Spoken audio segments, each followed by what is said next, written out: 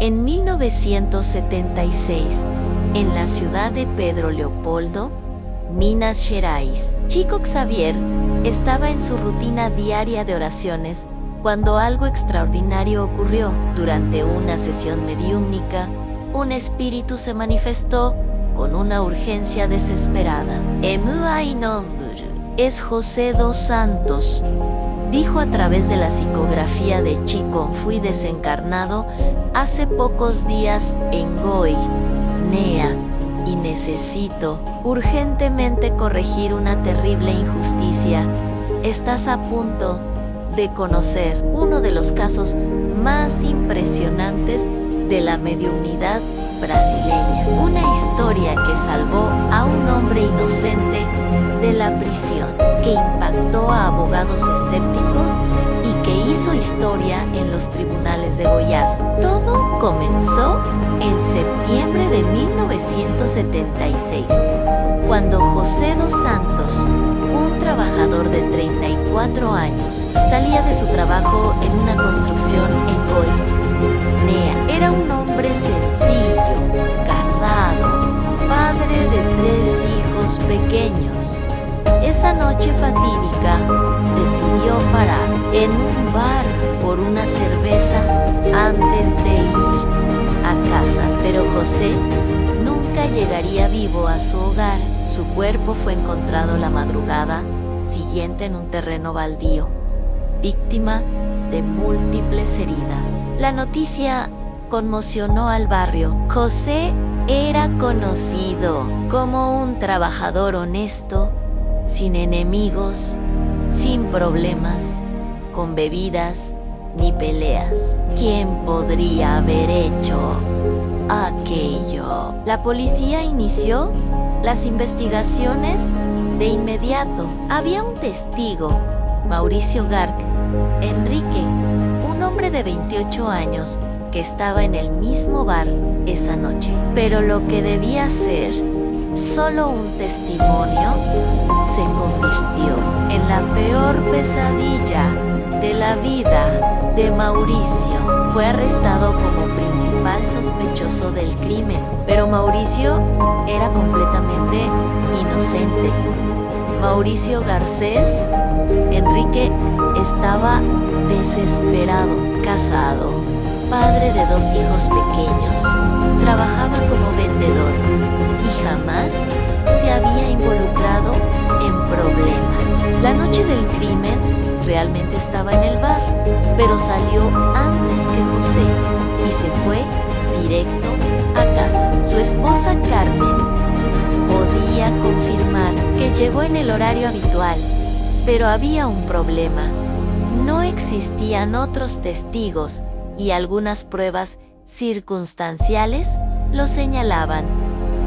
Mauricio había discutido brevemente con José en el bar sobre fútbol, una discusión tonta entre hinchas de equipos rivales. Además, no tenía una coartada sólida para la hora exacta del crimen, ya que caminó solo a su casa. La fiscalía construyó un caso basado en esas débiles evidencias.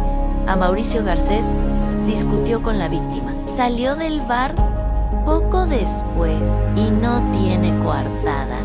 Es el principal sospechoso, el abogado de Mauricio. El doctor Sabasti Onaves luchaba contra las pruebas circunstanciales, pero el jurado se inclinaba hacia la condena. La familia de Mauricio estaba destruida. Carmen lloraba día y noche. Los hijos preguntaban por qué su papá no volvía. "No hice nada", repetía Mauricio en la celda. "Dios sabe que soy inocente".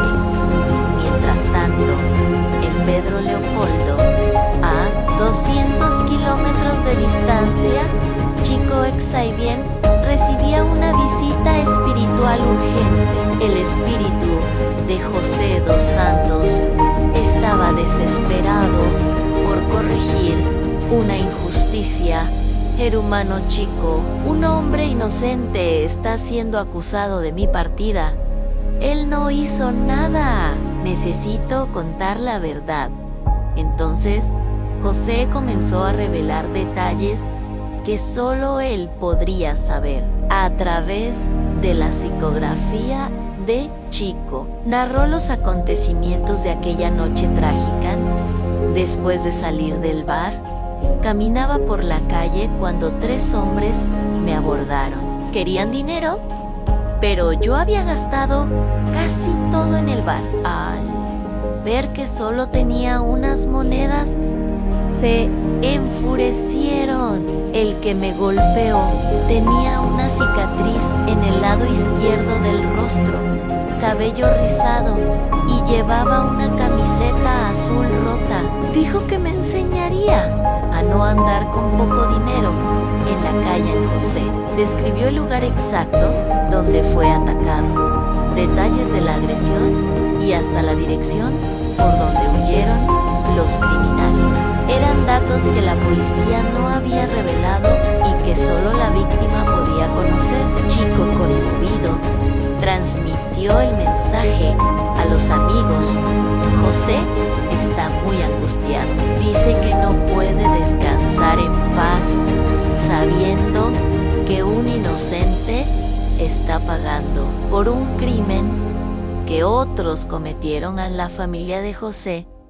Al saber de la psicografía, al principio fue escéptica, pero al leer detalles que solo él sabría, conversaciones íntimas con la esposa, nombres de amigos, recuerdos de infancia, empezaron a creer. Entonces, el cuñado de José, Antonio Silva, llevó la psicografía a la familia de Mauricio.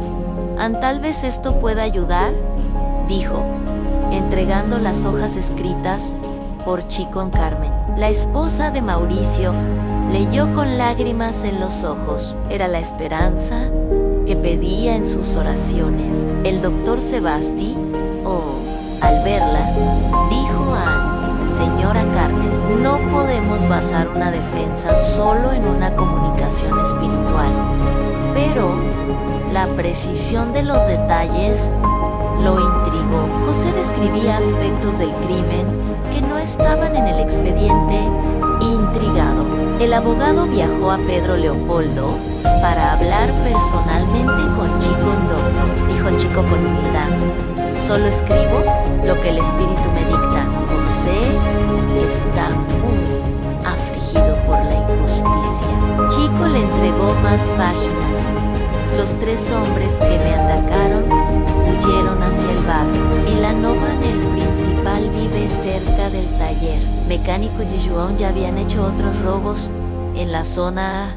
El abogado investigó y descubrió que, en efecto, había una ola de robos en el barrio. En el taller de Joe, oyó sobre un hombre con cicatriz en el rostro que andaba con 2 cómplices. Pidió más datos a José a través de Chico y obtuvo algo decisivo.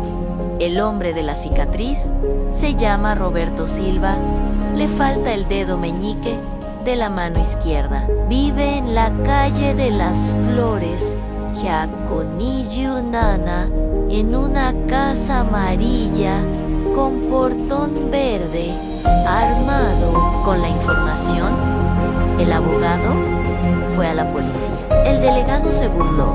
Quiere que investigue basado en psicografía, pero, por curiosidad, mandó una patrulla a la dirección. Allí encontraron a Roberto Silva, con cicatriz, sin el meñique. Exactamente como se describió. Bajo interrogatorio, terminó confesando con la confesión de los verdaderos culpables. El caso contra Mauricio se derrumbó. El doctor Sebasti ocurrió a la prisión a Mauricio. Vas a ser liberado. Los verdaderos criminales confesaron. Mauricio no podía creerlo. Cuando supo que el propio espíritu de José lo había ayudado, lloró. Ni siquiera lo conocía bien. Solo intercambiamos unas palabras en el bar en el juez. Al recibir la confesión, declaró ante las nuevas pruebas y la confesión de los verdaderos autores. Declaro la completa inocencia de Mauricio Garca Enrique. La sala estalló en aplausos. Carmen abrazó a su esposo. Los hijos recuperaron a su padre. A la historia atrajo la atención de la prensa. Periodistas entrevistaron a Chico. Solo fui un instrumento. El mérito es del espíritu José, que no descansó hasta que se hizo justicia. Mauricio viajó con su familia para conocer. Chico le dijo: José está aquí y quiere que sepas que está en paz. Mauricio lloró. ¿Cómo agradecer a un hombre que ni conocía y que, aún después de muerto, luchó por mí?